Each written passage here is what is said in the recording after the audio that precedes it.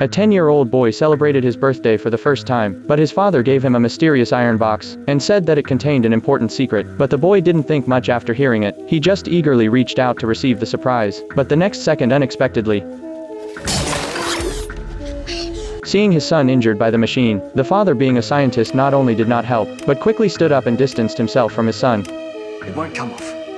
The father expressed with guilt that although this bracelet could not be removed, it would play an unimaginably huge role in the future. After saying that, before the boy could react, he hurriedly left, and afterward for as long as 20 years, he never appeared again. At this time, Earth's calendar had reached the year 2067. The little boy from back then had not only grown up, but had also met the love of his life. However, unfortunately, Earth was now experiencing a catastrophe. Due to the impact of an extreme heat wave, the living environment of humankind had been severely damaged. Plants and water resources on Earth had almost completely disappeared. The whole world was gradually heading toward collapse. But this was only the beginning of the crisis, because at this time the global oxygen level was already below 5%. Most people, because they could not breathe oxygen, had their lives taken away, although a very few people managed to survive on synthetic oxygen. The side effects of this pure technological product were extremely harmful to the human body. Long-term inhalation would cause a series of respiratory diseases. In severe cases, it could even endanger life. And Ethan's wife unfortunately became one of the patients. In order to ease his wife's physical rejection, Ethan spent all his savings to buy her a higher quality oxygen mask. However, her body never improved. In order to earn more money to treat his wife,